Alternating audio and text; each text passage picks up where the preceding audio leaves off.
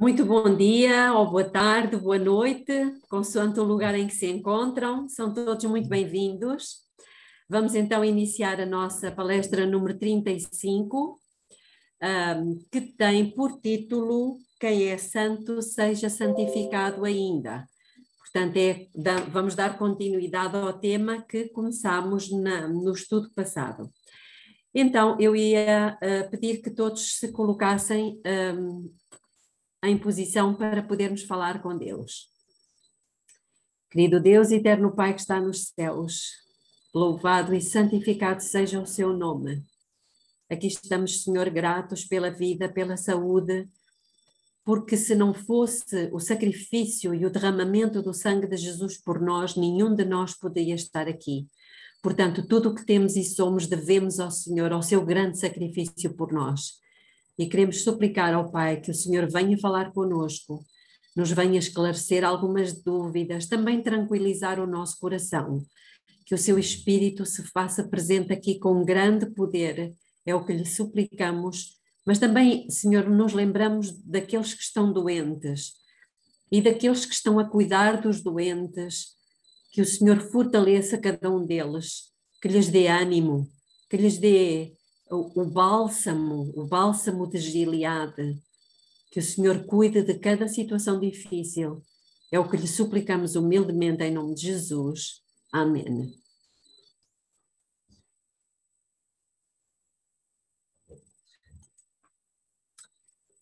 Ora, temos tido aqui uma situação que não foi fácil. Hoje deflagrou um incêndio muito grande aqui na Serra de Monchique. O sol ficou completamente encoberto com o fumo e tem estado a cair fuligem aqui pela cidade, de maneira que não sei, desde a 1 da tarde, não sei se os bombeiros já terão conseguido controlar o fogo.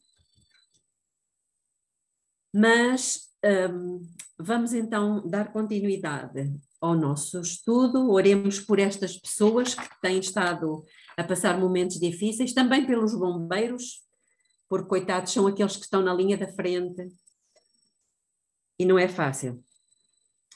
Então, a pergunta número 10. Será que a nação judaica sabia que o seu tempo de graça como povo escolhido de Deus havia chegado ao fim? Porventura seria diferente para a geração final? Então vamos ver o que é que nos diz o espírito de profecia. Quando a presença de Deus se retirou por fim da nação judaica, sacerdotes e povo não o sabiam. Isto encontra-se no grande conflito. Eu creio que não tem aí referência, mas é no grande conflito, na página 615. Posto que sob o domínio de Satanás, governados, pelas paixões mais horríveis e perniciosas, consideravam-se ainda como os escolhidos de Deus. Continuou o ministério no templo, ofereciam-se sacrifícios sobre os altares poluídos e diariamente a bênção divina era invocada sobre um povo culpado do sangue do querido Filho de Deus e empenhado em matar os seus ministros e apóstolos. Portanto, por aqui já estamos a ver que o povo continuou ainda com as mesmas formas de religião, mas um povo do qual o Espírito de Deus já se tinha retirado. Continuando, assim, quando a decisão irrevogável do santuário houver sido pronunciada e para sempre tiver sido fixado o destino do mundo, os habitantes da terra não o saberão. Portanto, exatamente a mesma situação do povo de Israel. As formas de religião continuarão a ser mantidas por um povo do qual finalmente o Espírito de Deus se terá retirado. E o zelo satânico com que o príncipe do mal os inspirará para o cumprimento dos seus maldosos desígnios terá semelhança do zelo para com Deus. Isto é pesado. Vejam que pessoas inspiradas e com zelo, mas um zelo satânico, pensando estar a fazer as coisas por Deus, afinal são pessoas das quais o Espírito Santo já se retirou. E elas estão perdidas e nem sequer se dão conta que estão perdidas e que o tempo de graça para elas já terminou. Aliás, para todos nessa altura. Assim será no final dos tempos. Os homens estarão construindo e plantando, cuidando dos seus negócios, fazendo planos para a vida futura. Então, de repente, o tempo de graça chegará ao fim e os seus planos e sonhos se transformarão em cinzas à medida que se dão conta de que não se prepararam para esse evento. Quando terminar o tempo da graça, isso se dará repentina e inesperadamente, numa ocasião em que menos o esperarmos. Está em eventos finais. Portanto, vemos aqui que o tempo da graça é o tal tempo, não é, que vai vir como um ladrão à noite. O fim do tempo da graça. Ninguém vai estar à espera. Agricultores, negociantes, advogados, comerciantes estarão inteiramente absortos nos negócios e o dia do Senhor virá sobre eles como um laço. A que dia do Senhor se está a referir aqui? É o dia da vinda de Jesus? Não. É o final do tempo da graça, quando tudo se decide. Não é verdade? Nessa altura já todos os casos estarão decididos. Pergunta número 11. O que causará a perda da proteção de Deus após o fechamento da porta da graça? Portanto, o que é que vai causar a perda da proteção de Deus?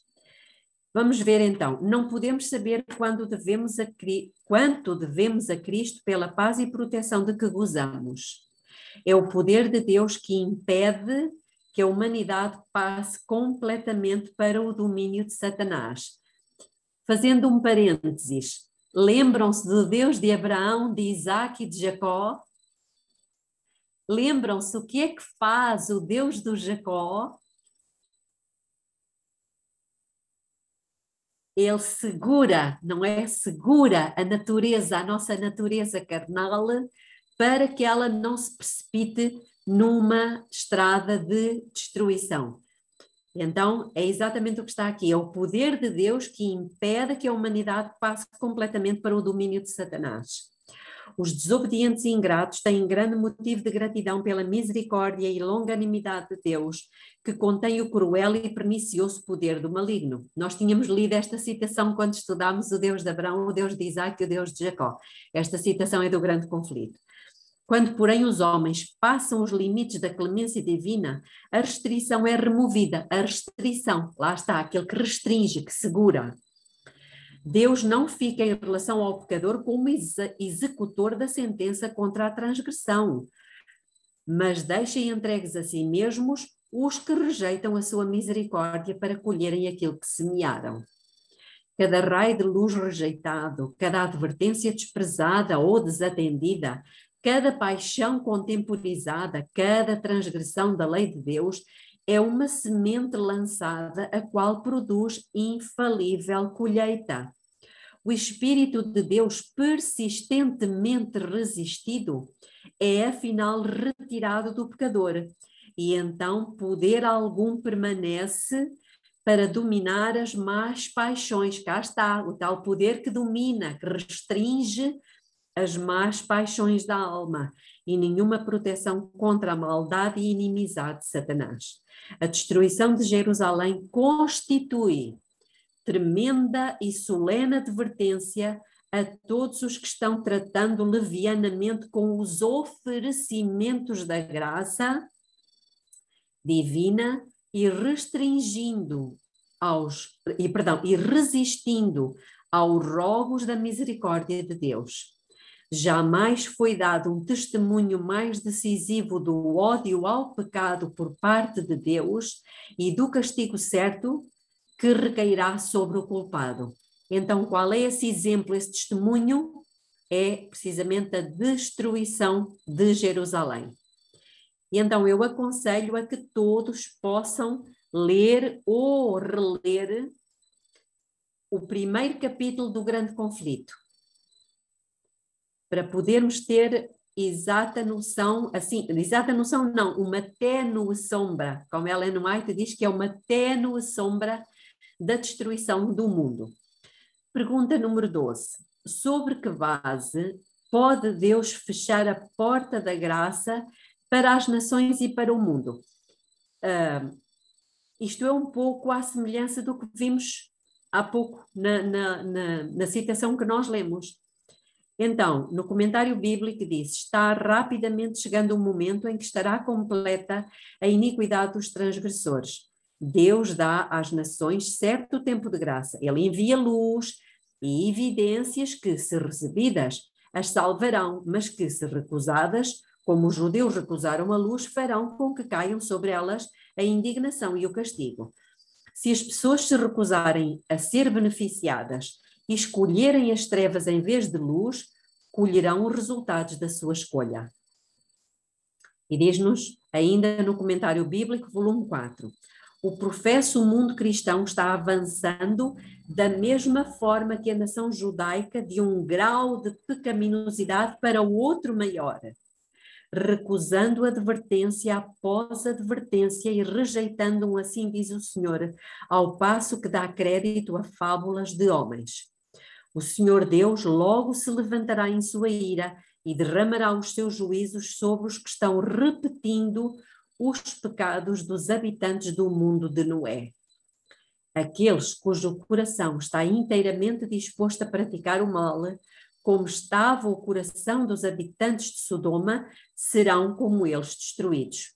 O facto de que Deus exerceu grande longanimidade, paciência e misericórdia, o facto de que os seus juízos foram por muito tempo adiados, não tornarão a punição menos severa quando ela vier. Não sei se os irmãos chegaram a ver aquele vídeo daquele grupo, aquele coral gay, dizendo que vamos converter os vossos filhos. Isto é horrível. O movimento gay está... Eu agora tenho depois aqui um outro que posso partilhar com alguns dos irmãos e, portanto, nós estamos a viver... Isto já é um desafio. Neste momento, esse coral gay está literalmente a fazer um desafio, avisando os pais de que eles vão converter os filhos deles, vão voltar os filhos deles contra eles, vão fazer-lhes a cabeça e, portanto, isto é uma coisa que estamos a chegar novamente aos tempos de Sodoma e Gomorra. Pergunta número 13. Qual será o estado do mundo religioso quando os mensageiros de Deus fizerem soar a advertência dos juízes por vir?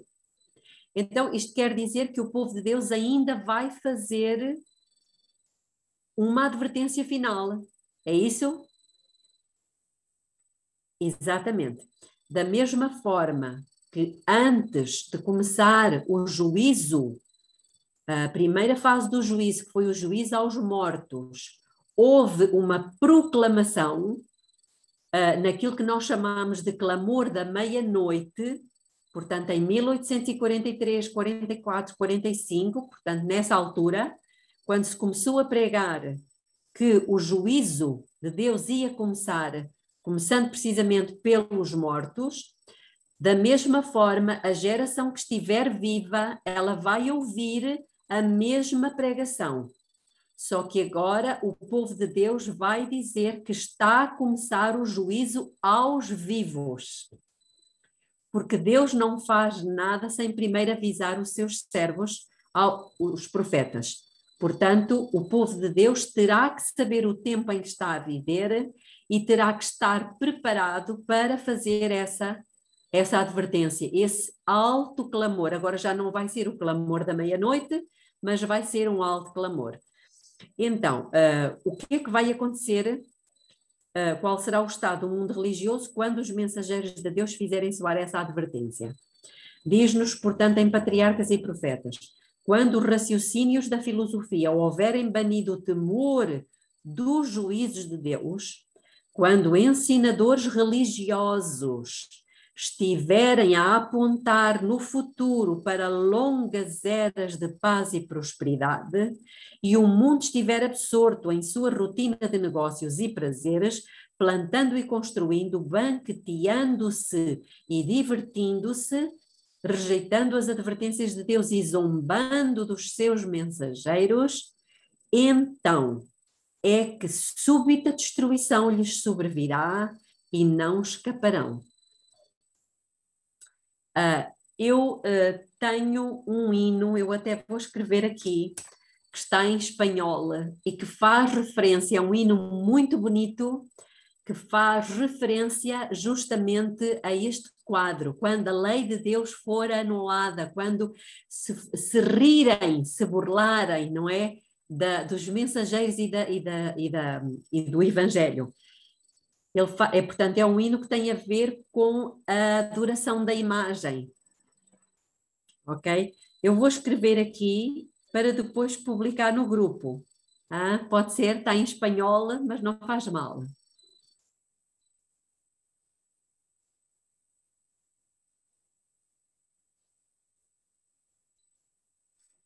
Ok, então, essas preciosas almas têm vivido conforme toda a luz que receberam e estão agora prontas para receber maior luz, enquanto a porta da graça está fechada para aqueles que não progrediram com a crescente luz, ela ainda está aberta àqueles cujos corações estão prontos para ouvir e obedecer à verdade para este tempo.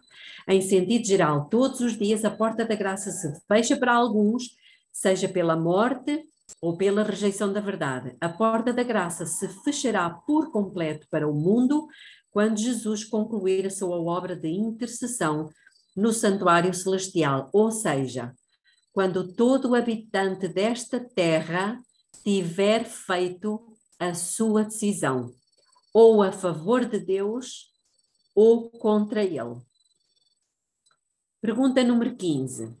Com a resistência ao Espírito Santo, como é que a resistência ao Espírito Santo pode determinar o destino de uma pessoa?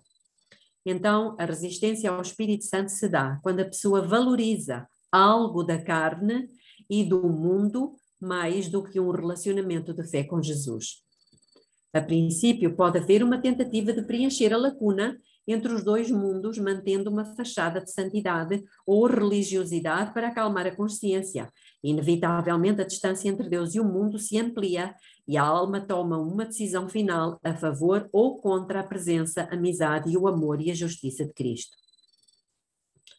E, portanto, temos aqui, enquanto que também a pessoa resiste ao arrependimento, à humilhação, à confissão. Quando ela resiste a isto, por vezes não é fácil, por vezes foram pecados cometidos há muitos anos, por vezes foram coisas muito dolorosas, que é horrível poder verbalizar uma coisa que nós queríamos mais era esquecer. Mas é importante que isso aconteça. Se o Espírito Santo nos for trazendo essas coisas à mente, lembremo-nos, pecadores são todos. Só que uns pecam de uma maneira e os outros pecam da outra. Esse processo está em andamento agora em todo o mundo. Deus está permitindo provações pessoais e catástrofes naturais para acelerar o processo de tomada de decisão. Isto é muito interessante, portanto, as calamidades que estão a acontecer, podemos dizer que é a forma, a última cartada que Deus está jogando no sentido de pressionar as pessoas para que elas confessem. Não é que Deus tenha prazer em humilhar as pessoas, mas é que se os pecados dessas pessoas não tiverem sido confessados e abandonados, eles não podem ser apagados dos livros de registro do céu. Então é por misericórdia que Deus está fazendo isso. Em breve todos terão feito a sua escolha final. Este é o momento mais solene de toda a história. As decisões que estão sendo tomadas neste momento serão definitivas e eternas. pois não haverá segunda chance após o fechamento da porta da graça.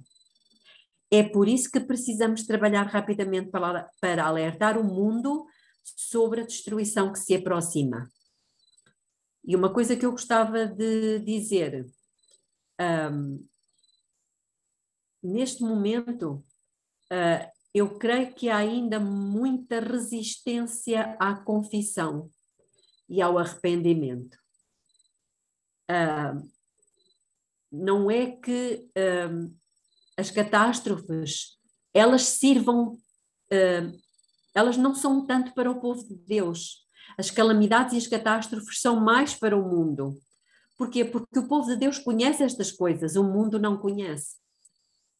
Então, Deus espera que o seu povo faça isso rapidamente para que depois nós possamos ser os porta-vozes para as pessoas que neste momento já estão a sofrer grandes calamidades. Eu estou-me a lembrar, por exemplo, das imagens das inundações na Alemanha.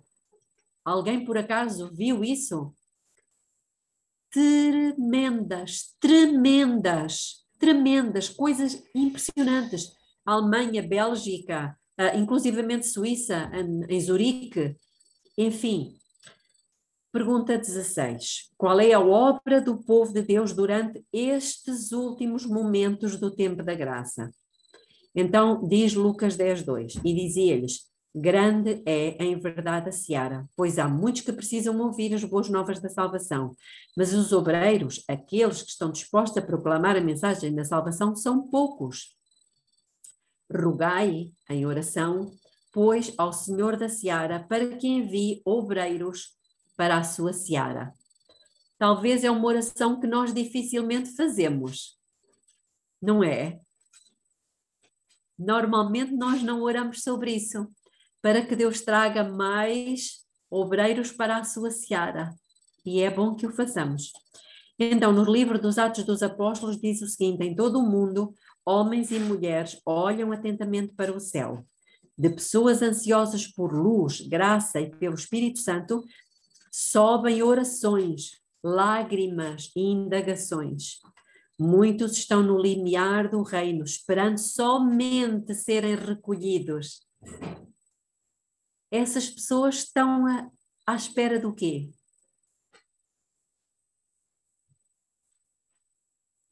Podem abrir os micros.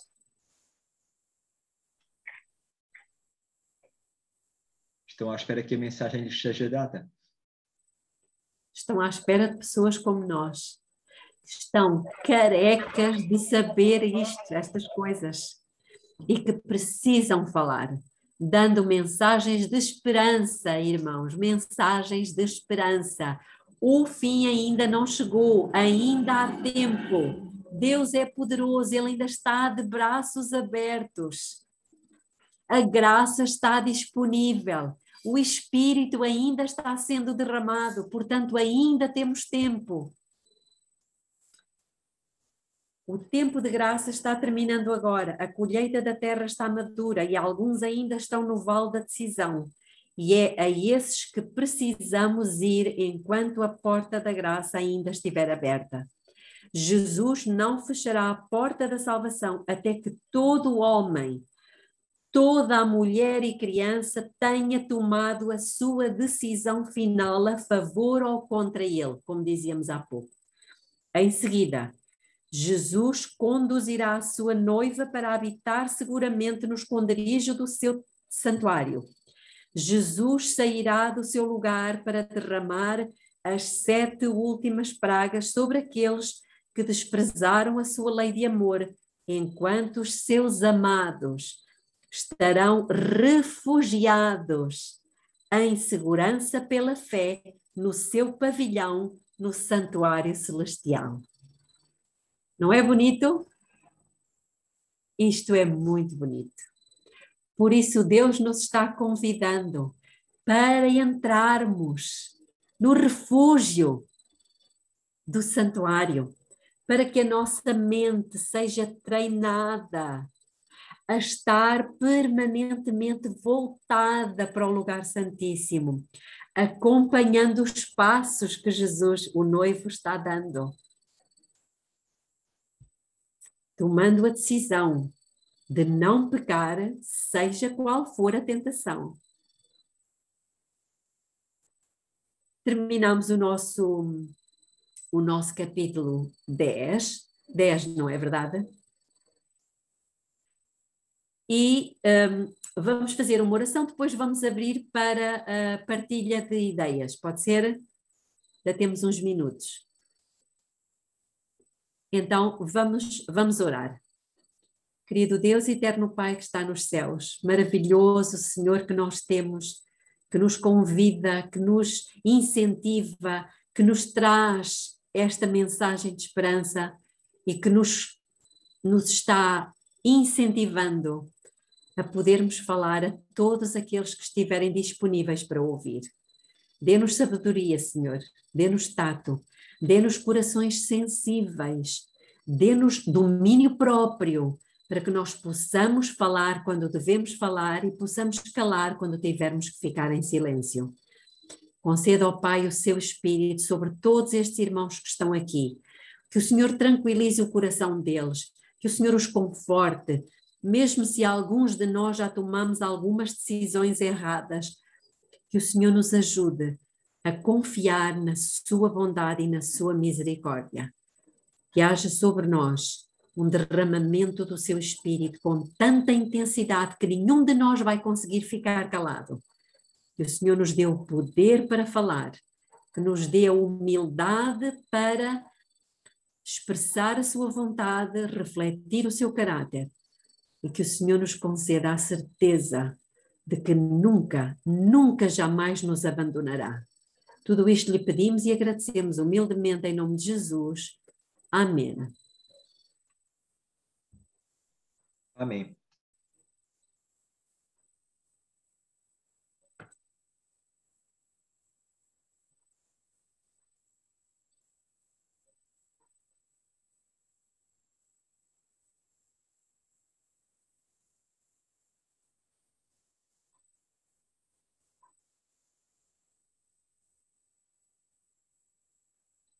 Ora, vamos esperar que termine a gravação